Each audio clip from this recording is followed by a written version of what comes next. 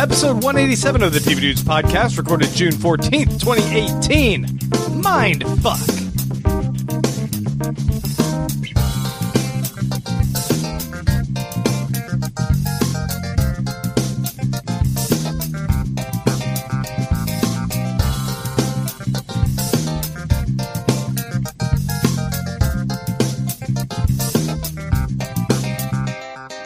Guys, this is episode 187. On them. Murder, death, kill. It's so hard not. I just hear the rest of it every time. I was priming the pump there. I was trying to get you to say it. Yeah, we struggled with not naming this episode something else. We went with mindfuck though, and I think it's appropriate. Although maybe it's adult language, so maybe I'll have to put a little asterisk there or some shit. Oh, are we not supposed to do adult language like we do every week? No, I don't think we put it in our titles though. Whoa, okay. I hope I've labeled this as explicit. God, I fucking hope so. Because, we use potty language sometimes. A lot. Mm-hmm. Yeah. It's on television, so, I mean, I learned it from there. Yeah, me too. Yeah, it's not on us. I learned HBO as a kid. I learned from watching Deadwood. But this episode, we are talking about two very cerebral, crazy shows that can leave some viewers a little bit left behind. They can feel like this show is a little bit too crazy for me. As if they were leftovers left behind on Earth when the population... Well, I mean, a lot of people don't follow Real Rob like super well. That's right. We're talking about Real Rob, and we're finally doing a Big Bang Theory, guys. Yeah, well, it's weird that people aren't listening to Kyle's episode-by-episode breakdown, Talking Rob. Yeah. These are super heady shows. Yeah. We're talking about Westworld, of course, as usual, and Legion, which just wrapped up its second season. Yes. And if you thought that first season was crazy, holy moly. I'm glad. Since we've been talking about Westworld so much, I think it's good to pair Westworld with a nice, straightforward narrative like Legion. Yeah, it's much, much clearer. Westworld's training wheels. Right? Yeah. We are excited to talk about these shows, and let's go ahead and get into everything here. We're the TV Dudes. I'm Grant. I'm Randy. I'm Les. And we're going to do a quick little plug here. You guys can help support us if you go to patreon.com/tvdudes. Make a per episode pledge. We appreciate that. And we do bonus exclusive content, so we try to make it worth it for you guys. Also, we are proud members of the Electric Sweater Network. Electric Sweater! Nice. That was pretty good. That was good. I like it. I feel good about that. You guys are... I always thought it was electric sweater, but you guys are electric sweater. Yeah. It sucks though because I already recorded the outro, and now you guys are gonna make me go and re-record the outro. No, it should be different every time. All right, fair enough. Especially on the Mindfuck episode. What? Every time we sing a new electric sweater, it splits off a new reality. It's a new reality. Yeah. God. Well, eventually we'll hit the reality where they're going to put Inhumans back on TV again, and I'll be so pissed. Timeline. Hey, don't spoil our news segment. Because guess what? It's time for our news, Randy. Oh, well, then I'll start with that because Grant put this in here especially for me. Jeff Loeb, the head of Marvel TV, who we all love because he's so good at everything. Yeah. Said he believes Inhumans was, quote, a fun show, and is hopeful the characters will live on in future MCU TV shows. It simply wasn't. He is wrong. First of all, it was not a fun show. If that guy can't recognize the garbage they put out, then he should be fired. Yes, he should. For many reasons. Yes. Look, I'm sorry that Inhumans did not win its District 1 Act competition and advance in UIL theater, but it just didn't, Jeff. Let it go. Yeah. There will not be Inhumans on TV. I will not be doing a Inhumans in-depth one episode per week. Here's the thing, Randy. Yeah? If somehow they manage to resurrect this show, I know. I'm you're aware. Still obligated. I'm on the hook. I almost want to root for it. No, I don't. I thought the saddest thing about this was that he was like, maybe the MCU can still have these characters. Do you mean those characters from your show? Yeah. No. They could take the larger concept of those characters and still apply it. I find it kind of adorable that Loeb thinks he's in any way connected to the MCU. Yeah, not at all. They are not paying any attention to what you're doing, and for good reason. Yeah, I mean, like, does the head pat not feel insulting to Jeff Loeb? Because it seems like it would have to. You feel like when he and Kevin Feige get in the same room, Kevin's like, "Hey, Jeff, that's cute. What you doing there on TV?" It's adorable. Yeah, and he's like, "He likes what I'm doing." He called it adorable. Yeah, this is. It's not even a redheaded stepchild. No. Like No. that would imply that they're still in some way related. Like these are just like two dudes who happen to have the same last name, Jackson or something. Yeah, this is the Power Man 5000 to Rob Zombie's music career. The MCU TV is the MCU film division's Goldfish. That's how much thought goes into it. Yeah, they like it, and they'll be sad if it dies, but they're just going to flush it down the toilet. Yeah. Good riddance. Anyway, Game of Thrones. Apparently, there are 3 prequels in active development at HBO for Game of Thrones. Yeah, I saw last week they greenlit like the first one. And then all of a sudden they popped up and like, oh, we're doing 2 more. So the writer of Kingsman and Stardust, which is a good pedigree, is working as showrunner on the as yet untitled prequel series set in the distant past of Westeros. They also they shelved one of them, but there is still another one in development, which I don't remember which one it is. You know what? I blame Vince Gilligan and Better Call Saul. When people are like, oh, you can do prequels and they're awesome. Oh, yeah, but you can't. You need to be Vince Gilligan. Yeah, that's right. You can't be Kingsman. I mean, Kingsman 1 was okay. Kingsman 2, not. No. So, no. But, the thing about Vince Gilligan, when we saw the panel at ATX Fest, they've also kind of lucked into things. Like they talked about, they didn't know, they pitched the show before they knew what it was. They had no idea. But that's my whole point. It's Vince Gilligan getting away with it. Yeah. That guy is great. Yeah. He can sell a ketchup popsicle to a woman in white gloves. As that Is movie. that a saying? It was in Tommy Boy. Oh, okay. Yeah. All right. Okay. It was a good line. It is. When's the Tommy Boy prequel coming out? I think they did it. It was called Black Sheep. When's the Black Sheep prequel coming out? Oh, jeez. Stephen King. I don't know if you guys heard Stephen King. He's this guy who's writing. Writer, He's written right? some books. Yeah. His new book, The Outsider, is already becoming a TV series. It was released on May 22nd. It's in development as a TV show. Man, people got Stephen King fever now. They do. Well, you're all excited for Castle Rock. You've been talking it up. Well, it seems kind of good, and it's got Terry O'Quinn, and it's J.J. Abrams' Bad Robot, so, it's got some Lost vibes for me. So this is being reported that it's been optioned as a 10-episode limited television series, that it is Richard Price from The Wire set to write, and the team of Jack Bender, who did Lost, yay, and Under the Dome, boo, and Marty Bowen as executive producers. I don't know. I mean, I've always loved Stephen King books, along with billions of other friggin' people. I'm really glad that there's like a renewed interest in trying to turn these into good shows, because I mean there've been adaptations of this like all our childhood. We'd see adaptations of books that were awesome and like watch them and go, how did y'all fuck this up? Yeah. And so, I mean, there's a pretty good track record going right now. I'm kind of glad that there's catching fire here. No, that's a different show. Halt to Catch Fire. That's Yeah. over. That was beautiful. Was that based on a Stephen King book? It was. Yeah. It was based on It. Word processor of the gods, actually. Well played, sir. Fargo season 4 will not start filming or will start production until fall 2019. Boo. Yeah, but there's going to be a Fargo season 2. Yeah. That was like Fargo season 4 is. I is tossed good this news. story in there Yeah. just because I was like, hey, we didn't even know if we were going to get Fargo. That's true. And now it sounds like, oh, yeah, there's going to be more. So here's my question: if Fargo season 4 is starting production in 2019, when is Legion season 3 starting production? I bet they're doing it also standard. Same time? I think that show has a little bit more legs, or it seems like a show they want to continue investing in while they have that cast. Oh, Noah Hawley's directing a film this summer. Jeez. Directing a film called Pale Blue Dot, an astronaut drama with Natalie Portman and John Hamm. All right. Cool. All right. This is Screen Rant at its best. The headline is Quit peeking behind the curtain and revealing to people where we get our news. Netflix orders manned Mars mission and revamped Greek mythology series. First of all, if that's true, then the subheadline is really kind of you're not who cares about a Greek mythology series if you're doing a man to Mars mission? Second of all, they're ordering a man Mars mission series. That's very important. Huge difference. Yeah. Like my morning started with someone sending me a news article about how Domino's has dump trucks now that are fixing potholes around the country because like our government's just not doing infrastructure. Sure. And so when I saw this, it was like, wow, today escalated. Like, Netflix is going to Mars. Domino's is fixing potholes.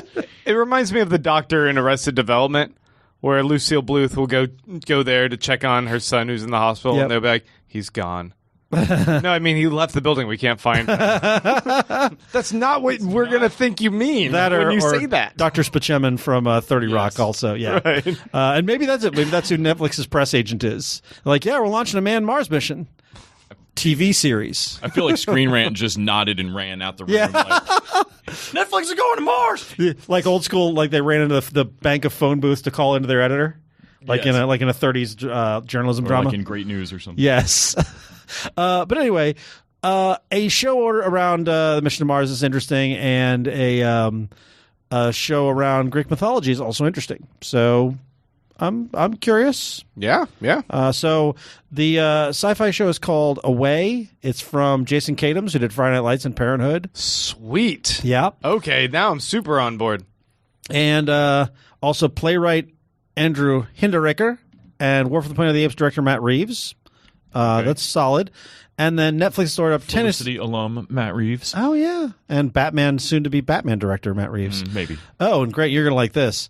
10 episodes of Chaos, K-A-O-S, described as a darkly comic reimagining of Greek mythology from the End of the Fucking World creator Charlie Covell. Ooh. Cool. Yeah. It's supposed to sound good. Adaptation of the Roger Waters album from... No.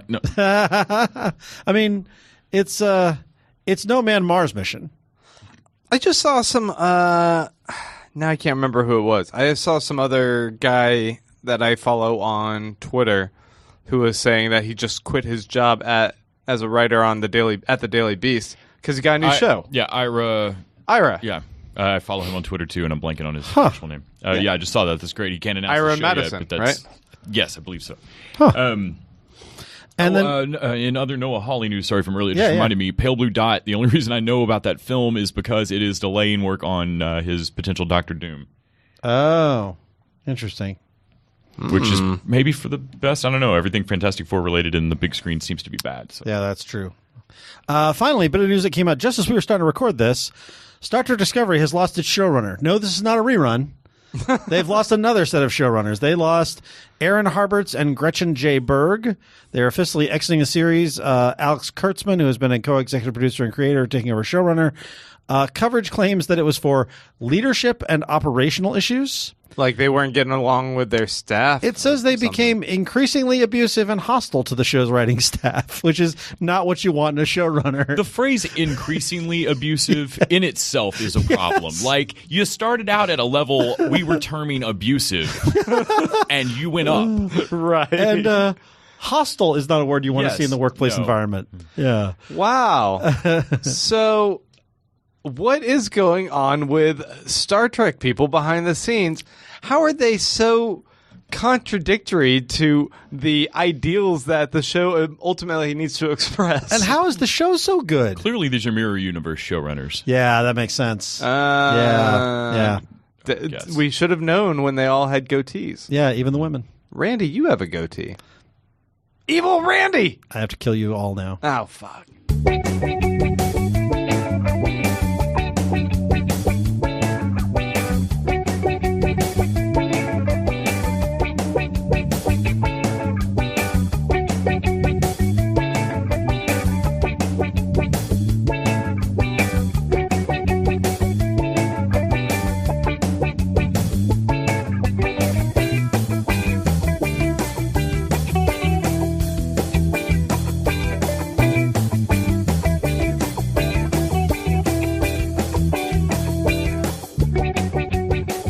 All right, guys, so the first show we're going to talk about is Legion. It just wrapped up its second season, and before we get too much into it, I have a little confession for you guys. I didn't finish this season yet. It's so good, but things have been busy. Yep. And there's some shows that you can just kind of have on and you can digest while trying to take care of other stuff. This is not one of those shows. This is not only full attention, but this is full attention with occasional rewinding to go, wait, what was that scene? What did they just say? Yeah. How did they film this sequence? What are they doing with the editing? This is amazing. Yeah. All the details, it's so engrossing that it requires a little bit more of my time, and I thought I was going to be able to just like get through it, but no, it didn't work out. So at some point during this critique, I guess, this discussion of the season, I'm going to disappear. Yes. I'm gonna be like those guys from the Goons from that one episode, and I'm just going to suddenly disappear because David Howley's going to freak out. Yeah. But second season, well, the first season we all agreed was one of our top ones of last year. It was definitely my top 5. Yeah. Or was that the year before? I think that was last year, wasn't it? I don't remember. I don't remember either. But this year, I don't know. I feel like they have captured what they did well on that last season, and maybe it's not following as linear a path as that last one. It's more experimental, but it's crazier. It's just really neat. I enjoyed this season more than season 1. Yeah. I feel like season 1 took a little bit to get going for me on the story.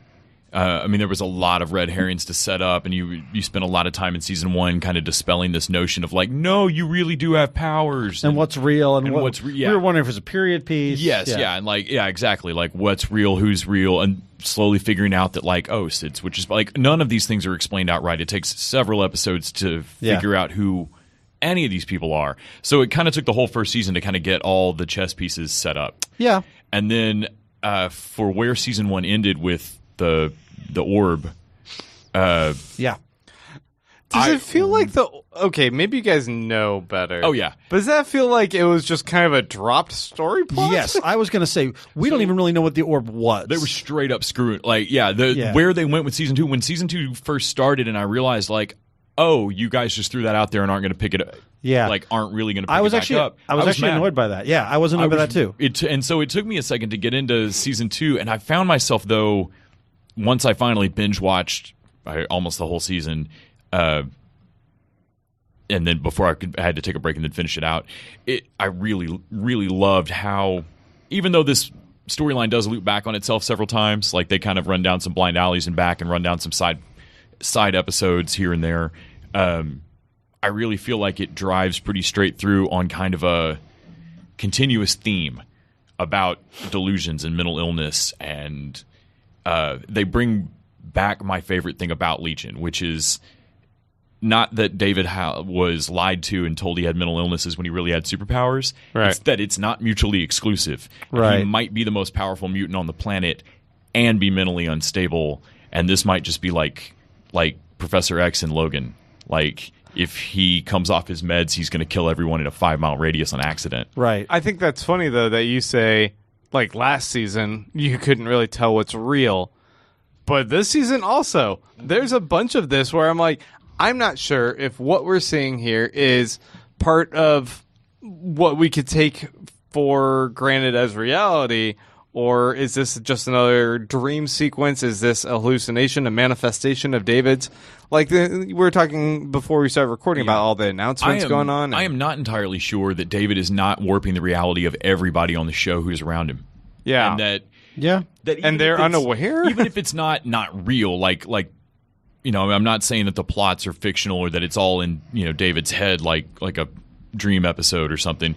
But it wouldn't surprise me if they find out later, like, no, what do you see on the wall behind me? Everything is slight. Like, the fact that we've all met David or that he's even in this building means that nobody's seeing things quite correctly. Like, maybe he's got a sphere of influence thing going on everybody, because everything is so hyper designed. Right. Yeah. Well, when you're watching the show, you get that sense too. That's the experience of it, is that you feel it's a little like this is probably a really trippy show to watch on acid or mushrooms. Oh yeah. Well, like I like the idea that maybe David isn't conscious of using his powers half the time. Right. And that maybe he is. Maybe reality looks how he feels, because they get into a thing in season 2 about do you feel like you deserved to be called mentally ill for that long? And, or did you know you were okay and you put yourself here because you're scared of you? So the thing that... And so like is even the normal looking mental institution, which wasn't normal looking, like Clocks or whatever the fuck that place was called, is not a normal mental institution. There's a part of me that would not be surprised if they completely pulled the rug out from under this entire fucking show. I think my issue with this and watching the first half is that I didn't love it as much as I loved season 1. When I was watching that first, I was like, I thought they lost the thread a little bit. I couldn't quite tell what was going on, and it wasn't until sort of the monk became a little more clear as to like what that was that I started falling. And that's not till like episode 3 that sort of really comes into focus. But then when they get to the big thing with his sister and Lenny, I was all in. That was so fucked up. That's one of the most gruesome things I've ever seen on TV. Yeah. This is about where I watched up to. Yeah. So if you guys don't mind, I'm going to smoke bomb out of here. All right. And you guys can continue, and just let me know when I can come back in. Yeah. Okay. I do feel like they lost the thread a couple times, or looped back. And I know it was partly in service of the delusion plot or subplot. Yeah. But there's they do a full side meander where you basically fight something that is not the big bad of the season. Yeah. Yeah. And I enjoyed the switcheroo of it, of like, me too, because I thought that was either the monk or Farouk, and it's something else. Like you picked some bad timing to attack the X Mansion, buddy. Yeah. Like, remember, I tried to fucking let you go. Yeah.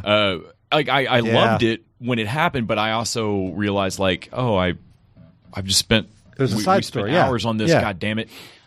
I also think it was interesting, and this is a case where I think slowing things down worked, is that they gave us that big reveal about his sister and Lenny, and then they gave us like 2 episodes before they really dropped back into it, because they gave us the timeline episode, which I think was the best episode of the series. And you had to take a pause out. That shit hurt so bad. Yeah. That was so fucked up. And then when they came back to it and he was sort of starting his revenge, even that was sort of like he had a conversation with Farouk, and it wasn't quite in the end game stage of, okay, well now it's David against Farouk. And this show I adore as one of my favorite things on television when I can binge watch it. Yeah, same. If I pause for any amount of time, like 2 days in between episodes, when I drop back in, I have a moment, whether I'm picking it right back up or not, of going, what the fuck is going on? Yeah. Every time. This show, and it's part of how it's constructed. It's how trippy it is, and how, like Grant was saying earlier, like you want to watch everything, even the scene transitions.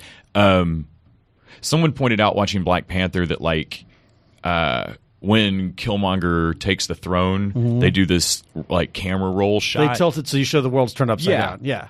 Legion does that all the time. Yes. Like, shit's gone sideways. Yeah, it did. Things really rolled sideways. Yeah. Yes. And all the time. And and then it writes itself, and then it goes another way. And for all their side meanders this season, though, I still kept being infuriated that I would have spent more time on. Like, I wanted more Vermilion and Fukuyama. Like, I want to know more about the whole world. Like, there could never. It didn't seem to matter what sidewalk they took.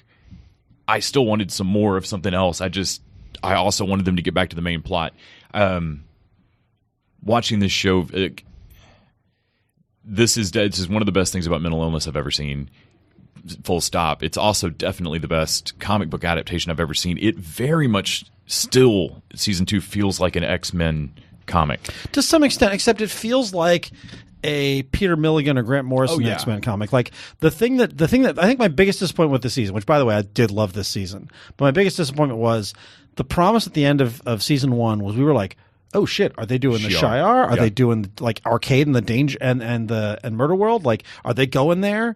And the answer was no. Yeah. There's still a little bit of that embarrassed to be a comic book show that I get from Netflix that bothers me. And I wish that, because even when Morrison did X-Men, they were wearing crazy black leather costumes and that kind of thing. Like, I know that kind of thing can go cheesy, and I'm not saying necessarily that's the way I wanted them to go, but I still feel like they're not quite ready to step wholehearted into the comic book genre. That said, this doesn't have to be a comic book show. I think this is a great, just a sci-fi show, and it does what the comics can do. Autonomy? Yeah. Is that his name? Yeah, that's the guy. I feel I'm actually angry with his arc over the season. I feel like they really hurt that character. I agree. For no gain for me. Like, I did not want to see him be the one who got pawn sacrificed towards some shit. I agree. Like, that kept making me mad of like, no, stop screwing with him. Like, I love that dude. Stop fucking with him. Yeah, same. I was a little disappointed in his arc as well. But Lenny's arc was great. Yeah, no, Lenny's arc, realizing partway through the season that I'd never really met Lenny. Yeah. Real Lenny. Yeah. And we still don't, I mean, when she comes back, we still don't really know what her agenda is. She's still fucked up. I kind of like the idea that she really is just kind of your bad idea train wreck friend. Yeah. Who happens to be in a like world crushing superhero, like if you drag your shit heel party friend, it's like if you took Jay from Jay and Silent Bob to go fight Galactus with you. Yeah. And like all his ideas are just going to be the same that they would be if you were in the alley behind a Quickie Mart. Yeah. Yeah. Because like as soon as Lenny finishes her job in the blind plan, like as soon as her shit's done, she rolls over and gets fucked up. Yeah. Yeah. Because that's what she wants to do. That's what she's been wanting to do the whole damn time. The narrator, a.k.a. John Hamm. Mm-hmm. That stuff was fascinating to me because it's building stuff for the world. Like, it's important to see delusions and the patterns and all that kind of thing. Like, that is all playing into the plot, but it also is it's teaching us about mental illness and terminology. Yeah, well, and it does a lovely job of like distance removing you from the emotional stakes for just a second, and you kind of have like so. Even as you know I should be paying attention to this, and this is going to be on the test later, there's still almost no way at the time to integrate it into it, like so that at the end of the season, when I realized, like, oh, that's right, there's been second David talking to him since the start, and the subtitles call him Divad, and then there's a third David that they call DVD, and he's the super cynical one. But realizing like. It adds to my feeling that all of this is at least slightly colored or inside David's head. Well, I think what's interesting is that Legion in the comics had multiple personalities. That was kind of his thing, and each personality had different power. Now, that was super comic book. Like, one of the personalities was an Irish terrorist. Yeah, like he had to dial H for hero, basically. Like, one of them had pyrokinetic powers. One of them had telekinetic powers, and different personalities control the powers. But the notion of showing that, oh yeah, he does have a split personality. There's aspects of David's personality. Yeah. I liked that nod. Well, and I get the feeling that they still might nod the way they handled his power, his show of power at the end. Yeah, I still feel like they may go a direction where they talk about David put himself in a mental home. David constructed an entire thing around him because like some little part of his brain is terrified of himself, right, and is fracturing and hiding his own powers from himself. Yeah, I can see that. And like I could see, because by attacking him at the end there, I was sitting there thinking like, you guys are making the integrated scary power set that you're afraid of. Yeah, by attacking him. My main disappointment with the season was I felt like they had a dropped thread. There's a little bit of a twist we get asked in the question about. Turns out, is David really the villain? Is Future Sid just being fucked around with by Farouk? And our question, we may not get to the question because it's going to be a spoiler for Grant. But the question sort of seems to assume that David, that it's all manipulation, that David is reacting, that the Farouk. That's not how I read it. I read it as that. I do feel like Farouk manipulated Future Sid. I do too. But I do feel like he was the devil. The devil mixes his lies with truths. Mm-hmm. I feel like he was telling her, look at what he's doing. And that's one of the great things about the actor who plays David. He's amazing at like that. Dan Stevens is great in this. That crazy look he gets. Yep. Like he can do the sort of, and this was really showed off in the multiverse episode, but he can do any version of David. And so when he gets to play the multiple versions, he gets the sort of manic, and he gets the guy fighting it and all that stuff. But when we see him in his like manic, angry, crazy mode, he looks like the world killing threat we're supposed to believe him. That said, the more interesting thread that I hoped that they would take instead, that they didn't, was the Sid episode where he keeps having to loop. Yeah. They think that they're still trapped in the chattering teeth attack, but no, he's just trying to. Sid won't let him leave until he actually figures it out. Right. What she says in that episode about broken things and how, fuck no, I don't have any love in my heart. I'm going to save love by being full of pain. Yeah. And I came out of that episode really wondering if Sid isn't the villain. Nobody thinks they're the villain. Right. But if Sid, if out of everybody here, like David would still make some choices for love and not be able to go through with it. David would have a little kid heart inside. Even the world killer, he's going to have a crisis of conscience moment where he craters for just a second and somebody could get a bullet in him. Yeah. Sid won't. Yeah. Sid, like, so in the last episode when they were like, or second to last, when Gene Smart's going, look at the look on his face. Farouk might have been making him kill those people, but nobody made him enjoy it. And all I could think was, I've already seen Sid enjoy it. Yeah. I already saw Sid flip places with the bully, flip back and go, I don't know, he just started attacking those girls. Yeah. Like, Sid's got something fucked up inside her. Yeah, that's true. Yeah. Her power set just isn't as scary as David's. But I really wanted the show then to go forward with the idea that David was going to beat Farouk's brain in on the plateau. Yeah. And kill him in just one of those, like, okay, well, now I guess we just have to keep an eye on me so that I don't turn into... Right. And then Sid's, we got to do what we got to do to protect the worldness is what makes David turn. Yeah, I do think that's an interesting... Because... I feel like Sid it was become the villain by making David the villain, and I think we may see that in season 3 because I do feel like that's the thing. They got into this self-fulfilling prophecy, and that's where Farouk put his thumb on the scale. Yeah, because Farouk leans on future Sid about He does, and the thing is, the thing that makes sense if you're worried that David is a danger is you kill Farouk, and then you tell David you need to destroy yourself because this is the danger. And that you maybe can get David on board with that. Mm-hmm. There's a part of David, especially after all he's been through, that's just like, yeah, I want to end things. There's a part of David that would lock David away. Yeah. So instead of basically joining forces with Farouk and putting yourself on the side of a bad guy. But having Farouk walk in of his own volition and sit there like a free man and look and go, oh, but we have to come in judgment. If like, you are still fucking Farouk. Fuck you. That's the thing I was getting. Like, this guy still murdered a woman in the most horrific way possible. I can't believe that Farouk sitting there free isn't running everyone in that room. Yeah, I think that's the case. I think Farouk is running everything.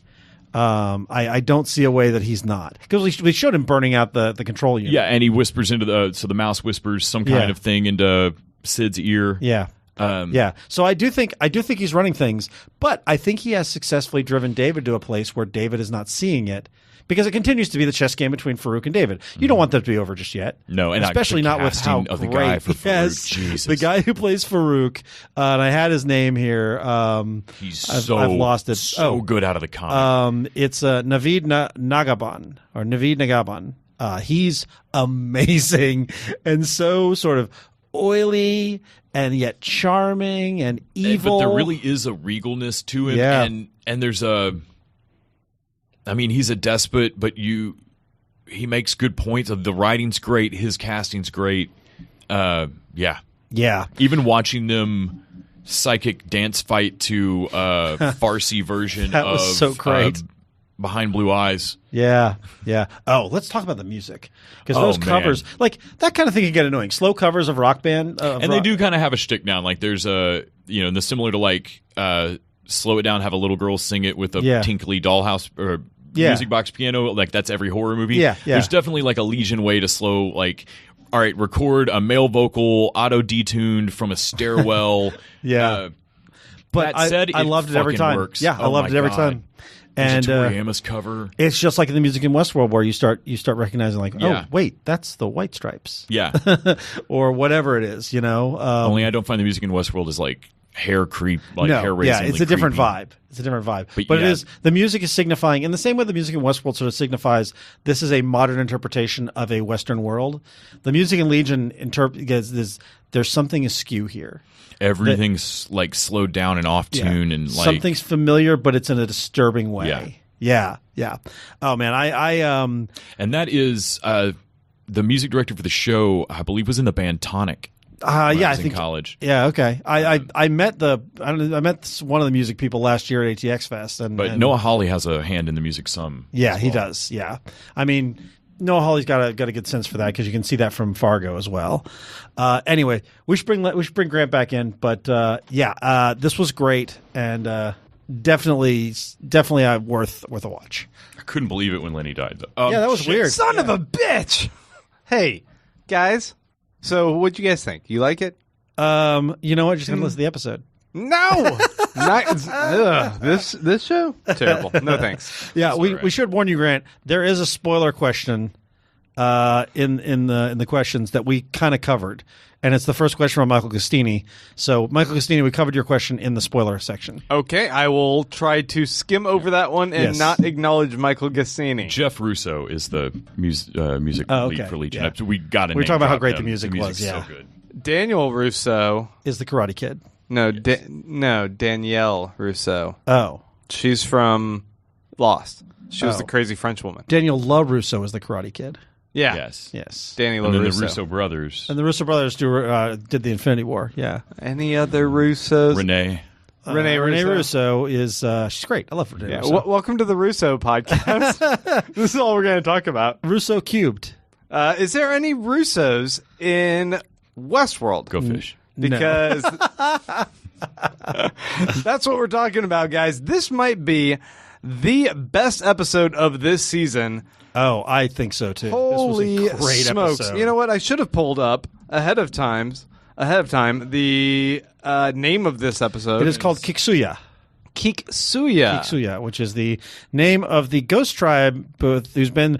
I actually have seen people were talking about the Ghost Tribe a little bit, and there was a little bit of that pushback that you see online where people are like, it's kind of racist. Like they're these savages that don't speak, and they're like, and they were talking about how like it was kind of the Ghost Tribe was maybe a little problematic. Now I didn't agree.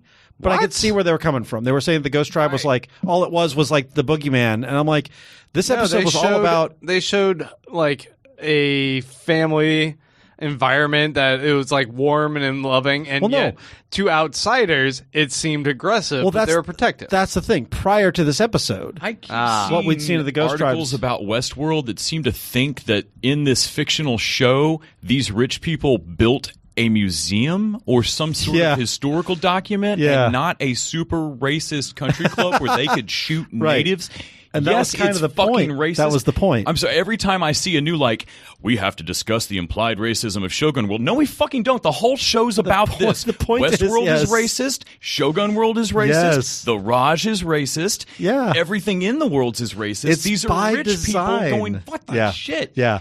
But what I thought was interesting is this is even an answer to that. Because everyone's like, oh, these Ghost Tribe, it's just this, they're the version of the dangerous savages. And I'm like, yeah, because that's what they were all designed to be, and they didn't start that way. And now we see this backtrack of Kiksuya, and we see his story, and I thought that was amazing.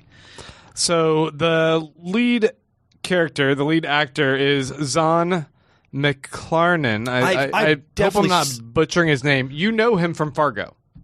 Oh, that's where I know him from. I was going to say, I know you're about to say, I know him from somewhere. It's from Fargo. It's from Fargo. That is exactly where I know him from. He was Hansi Dent in the second season of Fargo. I meant to look this up. Is he one of the hosts that they send to Woo Logan? Who's Logan? Man in Black's brother. Oh. Or brother-in-law. Yeah. When they send him to the party where they freeze everybody... I don't I can't tell if he's the guy. No, the business partner. I don't think so. Yeah, because they've got a very sharp cheek, jawline guy that's with them, but he is one of the hosts that freezes. Like Logan's talking to him like everybody can't be, and then I don't feel like I was paying attention to those people too much. I was more paying attention to him. And this show does that all the time, where you take somebody's they hide war paint makeup off and put him in a suit, and suddenly they're in a whole different part of the park. Right. Yeah. But I loved this episode. Yeah. For showing it. I don't want to say it answered questions, but it deepened several narratives that I wanted to know more about. Yep. It raised and kind of when he runs into Ford at one point in this episode.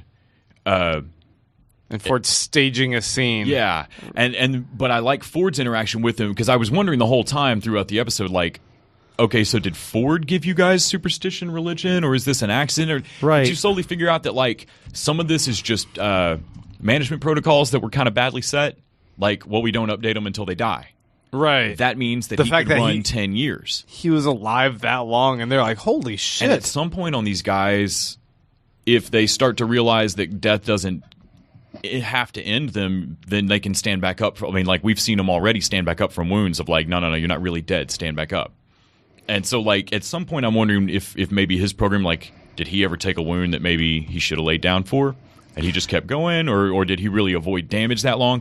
But I love the idea that without a full death, that the park might just not notice your code going for that long. Yeah. And since nobody really knew what original Arnold was doing except for Ford, there'd be no one to go take that code back out. Right. Or forget that, like, it would never occur to you that one of Arnold's original bots is still running around unupdated for 10 years. And I love the idea of the Ghost Tribe basically accidentally doing what Arnold was trying to do on purpose. Yeah. Simply by being forgotten about and left alone. Mm-hmm. Yeah. Like, this dude accidentally remembered his own. Well, and he does the same thing Maeve does. Gives himself a new cornerstone. Yeah. He goes to us. By the way, the character's name is Akacheta, not Kiksuya, which is the name of the episode. But yeah, he goes back to his wife, and that scene where he kidnaps her, I'm like, this is not going to go well. And then when she remembers him, I was not expecting that. Right? It's like, oh, we're so trained with this show in particular to think like things are just going to go really messy and violent. Yeah. And instead, in this instance, it became this kind of tragic love story. It's like a viral Same thing. with Yeah. Maeve's kid. Yeah. You know, I keep thinking about Maeve's kid as well, and how that's such a weird Peter Pan-esque, like, Arrested Development for immortality, like forever. Oh yeah. Like, You've near darked that kid. Like, yeah, they don't age, and yet if this kid is ever going to mature in some degree, it will be still in a stunted body. yeah, sentient creepy robot. Yeah. Kirsten Dunst in Interview with a Vampire, right? I also think I liked seeing the like.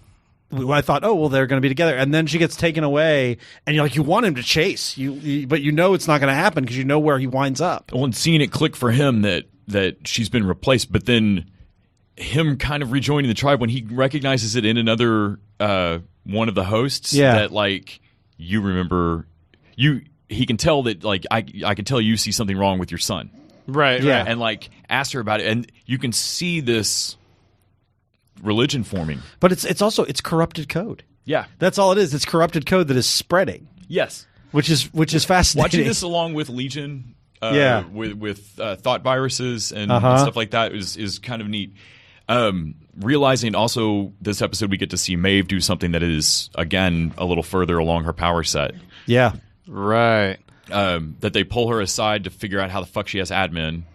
Because she got so hurt last episode. She's currently Yeah. still And reaching you across. can see her eyes flickering. Like, when Charlotte finally says something, I was like, well, yeah. I mean, I can't believe. I'm really amazed that, like, y'all are lucky a series of robots haven't stood up and come and seized this room. That's Yeah. what I figured was Yeah. going to happen. Instead, she's just kind of getting this She's biding her time. final. Well, and Charlotte says, like, she's been talking to hosts, seeing back through their eyes, understanding what drives them, and then changing it. Yeah. And so when they say see through her eyes, I think that line is purely in there just so you know what's going on, because she's kind of riding shotgun in her daughter's mind. she's being Yeah. John Malkovich. yeah, Yeah. Yeah. and talking to I caught you. yeah.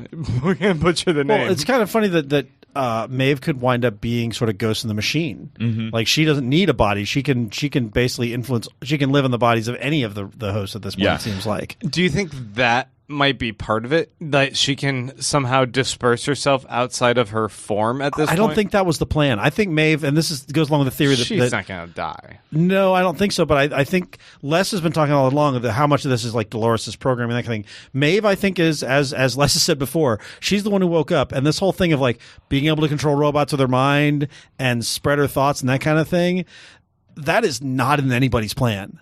Maeve is the true wild card in all of I think the last thing Maeve was supposed to do was go infiltrate the mainland. Yeah. Everything that she's done since then has been off track. Yeah. Dolores, though, is not off track. Yeah. Dolores is doing what she was. She seems to be driving everyone to that one location with the big crafting machine and whatever else is the going Valley on. Beyond, whatever the Valley Beyond I is. love that the Indian tribe views her as the Deathbringer, not of Arnold and Ford, but of everyone. Yeah. That she's going to get all of the robots killed, too. Like, that she's going to end all of it. It was so great to me, and you guys already touched on this, but the intertwining of religion and mythology and how that blends in this particular universe with the gods that live downstairs and take our souls and our bodies, and he descends. It was very Virgil or he descends into the underworld. He finds his Greek lost mythology bride. kind of thing. Yeah, he descends down there. The technology, the fact that he gets on an escalator, he's seeing all these crazy devices of this modern world, all this stuff that's comfortable for us to see, but it's got to be such a strange, crazy new world. And he had to have already been pushed, like he had to have already been outside of his programming at that point, because I was thinking when he walked up to the valley, this should look like nothing to you. Yeah. It should doesn't look like anything to me. They keep like Bernard seeing the extra house. And the man in the maze, was for the Man in Black. That wasn't meant. And so when they begin like incorporating into their religion, it changes the game. Ford's reaction of like, this drawing was supposed to be a stupid thing that died. Like, why did you get obsessed with it? Yeah. He is the same robot that they use to try to lure Logan, like that meets Logan out in the hotel. Huh. Wait, so was the maze, which was his sort of impetus for his mind beginning to unlock? Yeah.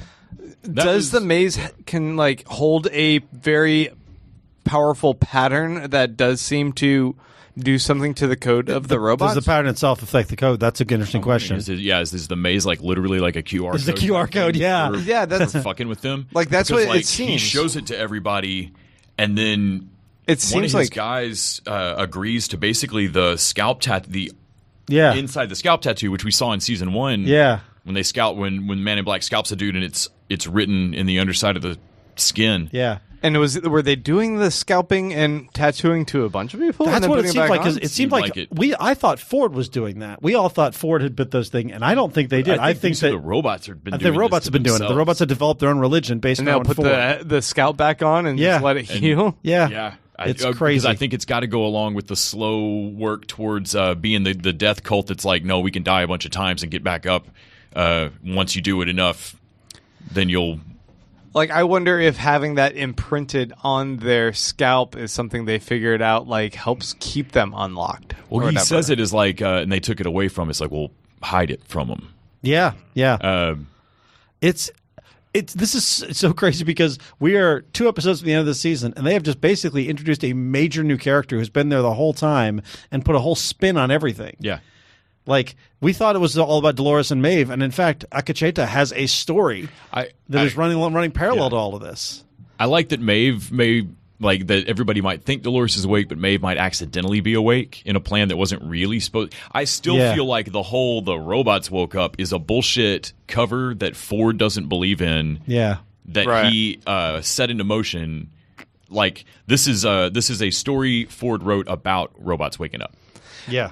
I mean, it still feels... To hide his immortality because he's going to hijack what Delos wanted to do for himself. Yeah, so he was able to hack the system of having immortality, at least within the framework of this... at least like within the training. This fictional, world, but not in the real world, it seems. Like, can his little cube handle being in a host body, robo body? Bernard that he'll degrade if he does. Right. Yeah. He has to. So he hasn't fully figured it out. Yeah, he hasn't figured it out yet. He's still working on that technology. But how did he incorporate his self into Bernard? Because Bernard's walking around with one mind that supposedly has both of them inside. I think it's duplicate code. I don't actually think it's not his full consciousness. It's a program that is telling Ford what to. It's Bernard is interpreting it as Ford. But it's just code in his head. But is Ford still Ford's Ford ball is still down there? Ford is still in the cradle. Okay. I think that's essentially. I thought they blew up the cradle though. There was that very distinct scene where that one woman was like, "I'm a bomb," and she blew up. Yeah, and that was down in the cradle. Was that? I don't know. That's why I was maybe that's why he had to jump ship to Ford. Bernard. Yeah, so maybe he now got a ticking clock on degrading and Bernard. I wonder. I was kind of assuming that was just like that was part of the cradle. They hadn't blown the whole thing up. But I don't know. But if he's dormant code, he's not Yeah. active code within Bernard. Bernard still functions normally. Yeah. And he just needs to be put into a host. This show is crazy. Yeah, this show's crazy. And I'm so excited to see the next 2 episodes because the finale of season 1, there was so many big reveals and changes, and I don't know what they're going to do. How crazy that this season, what we were anticipating is they are going to unlock it and we are going to see all these other worlds. Yeah. We got 2 of them. We did. Shogun World, and we only got a glimpse of the Raj.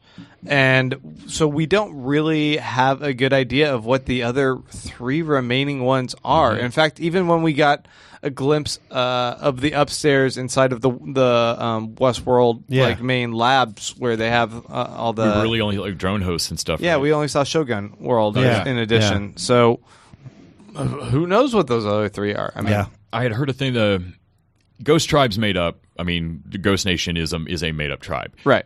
They are speaking Lakota Sioux. Oh, okay.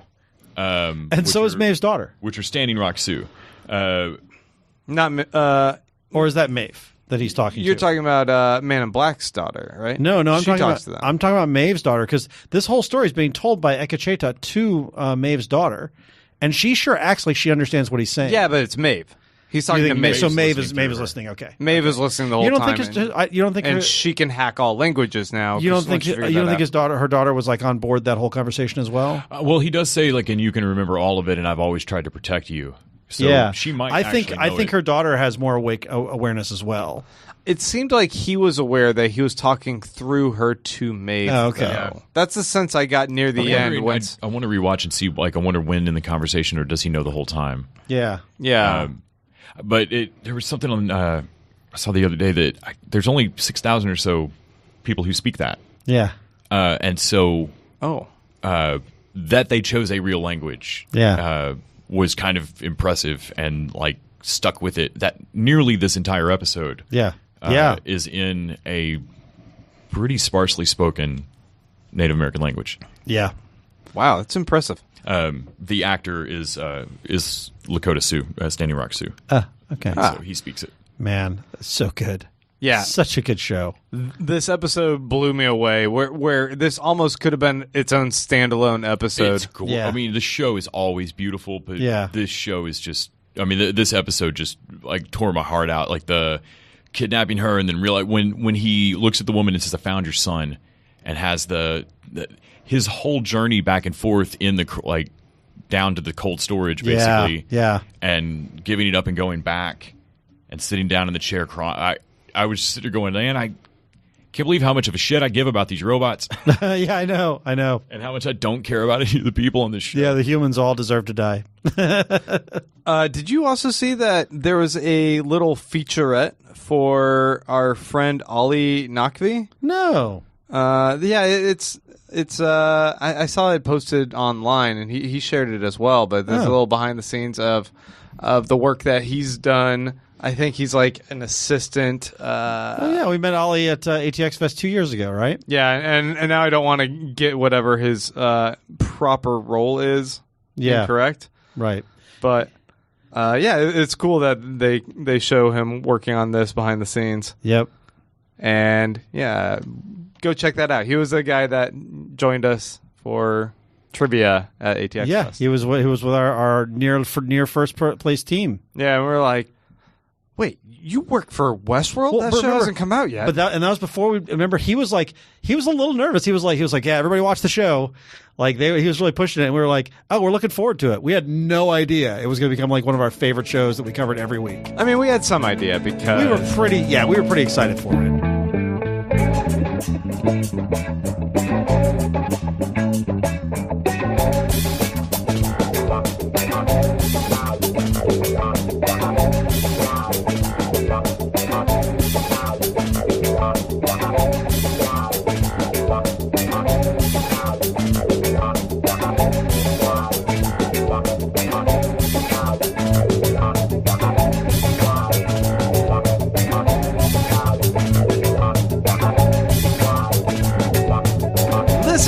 Question time. If you guys like us on Facebook at facebook.com/TV Dudes, once a week, Randy will put up a little bit of a post saying, hey, ask us whatever you guys want. And we will try our best to answer some questions. Grant, I wish people could see all the hand gestures that accompanied that because it really did make it magical. I did. I did a bunch of cool hand gestures. Yeah, you guys couldn't see it. But there's a lot of too legit to quit, actually. Yeah. That's all I was doing. Just repeatedly. Hopefully it came through in your voice. Okay. I think it really gave them a sense of excitement. Yeah. That's sometimes you got to act out things even though this is an audio podcast. Act as if. Yeah. Yes. Someday we're going to be on video, and I need to be prepared. Yes. With these hand gestures, Randy. Be prepared, like the Lion King song. Are you making the bloods? Oh, shit. Gang signs. Les is flashing gang signs at us. Less is a blood. All right, we want to remind you guys that Michael Gastini asked a dope question for Legion, and we're skipping it because it has spoilers potentially. Yeah, but we did talk about it. Yep, asked and answered, counselor. Jonathan Huffnagel's got our first question here. Awesome TV dudes. Thank you for humoring my movie-related inquiry last week. Those were some good suggestions. I have seen a few, but a few of them I've never heard of, so I shall definitely give them a shot.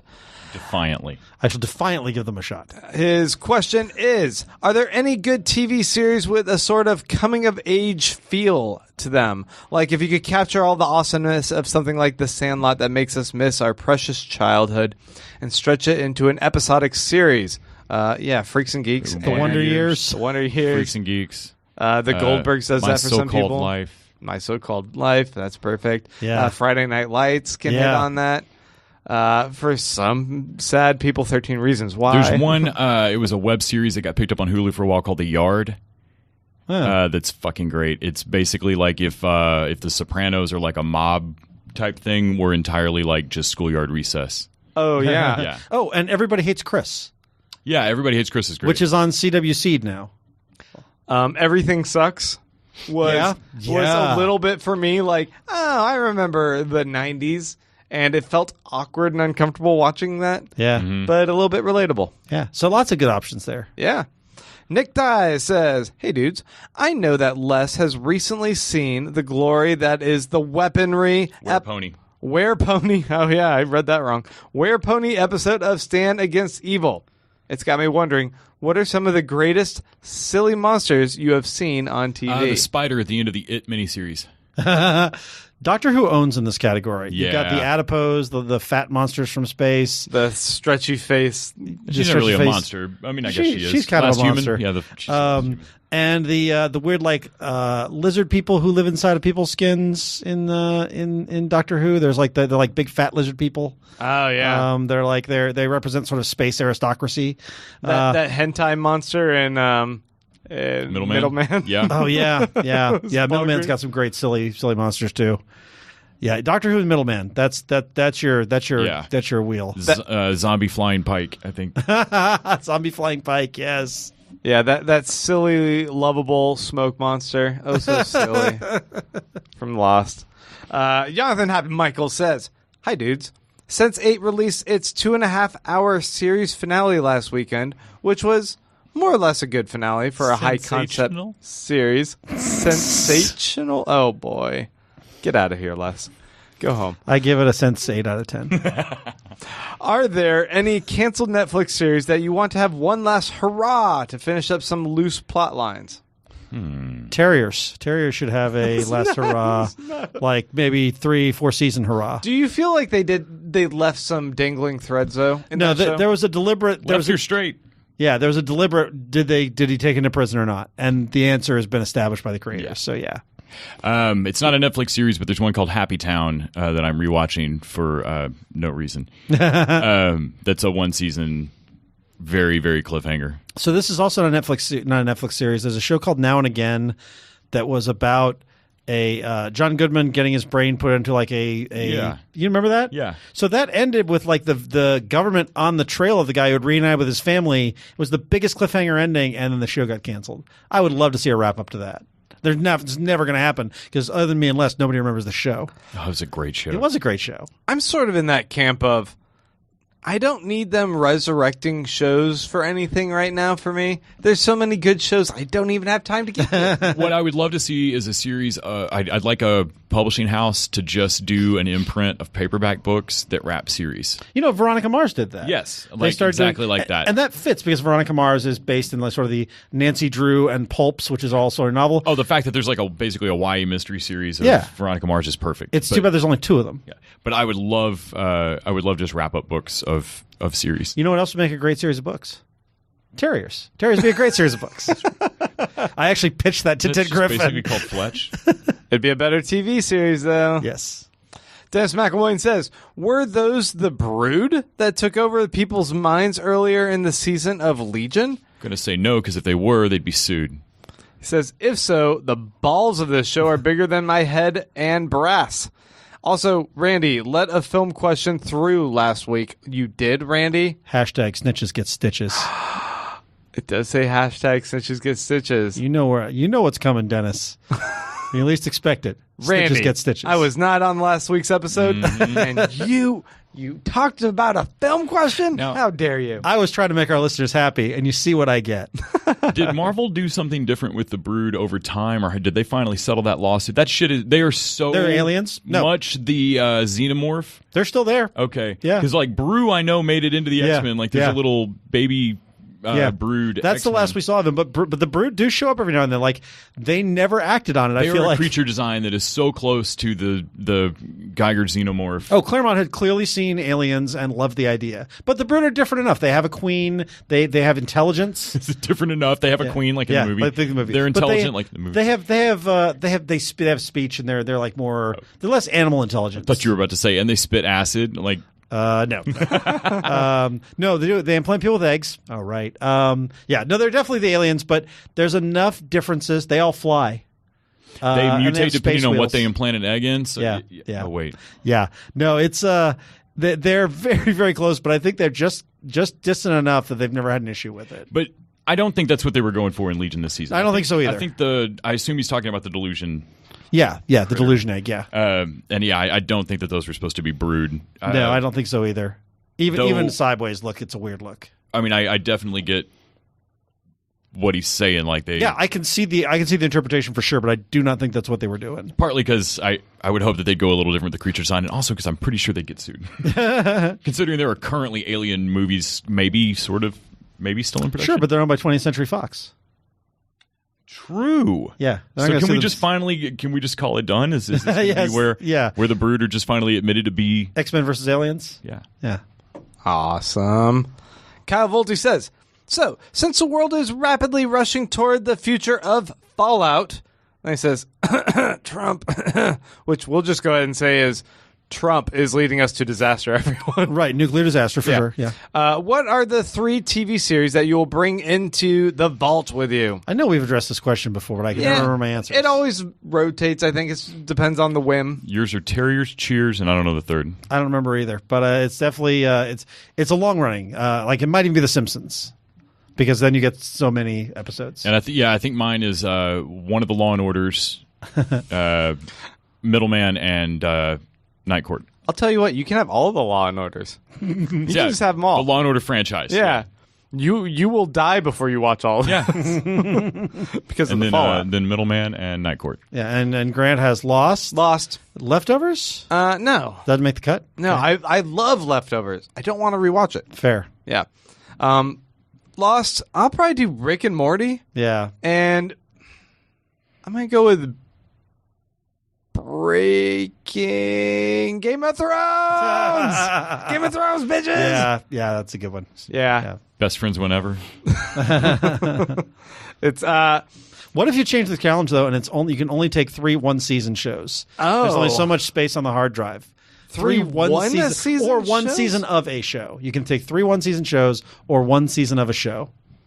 Fuck. I mean, Terriers. I Terriers guess goes on my it's a list, yeah. 1-season show. Is it season 4? Is that Amsterdam in The Wire? Yeah, season 4 of The Wire. I still love Amsterdam. Yeah, that I'm gonna makes a lot of take sense. the first season of Arrested Development. Oh, that's good. Yeah. And what's another just single season? What season of Breaking Bad would you take, or would you not? I wouldn't. I wouldn't wouldn't take a single I wouldn't season? break that one apart. What What was I just told?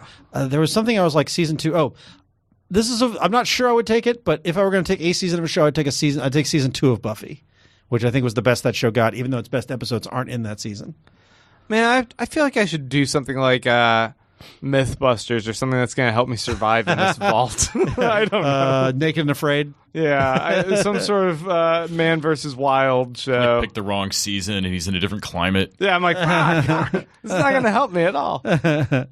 All right, folks, we're going to go ahead and wrap things up. Oh, wait, we got one last question. We have one very important question. Alec Miracle says, well, dudes, I couldn't think of a legit question, so I'll simply ask, how was your weekend? And he follows it up with, P.S., permanent record. Permanent record.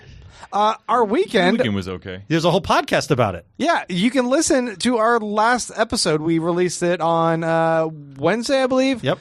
And it was us discussing our adventures at ATX Television Fest. It was a lot of fun. Yep. Indeed. But that's not all, folks. Les conducted a ton of interviews that we are going to be rolling out over the next couple of weeks. Please give those a listen, show some love, share them with your friends. We appreciate all of your support. And you know what? We're going to go ahead and wrap things up here. But if you guys still need a little bit more TV Dudes, you can, of course, go to patreon.com/TV Dudes, and we will be discussing something crazy, Randy. You want to bitch about politics? We can do that. We might. Yeah, maybe we'll do that. All right, folks, we're done. Until next week. TV Dudes out!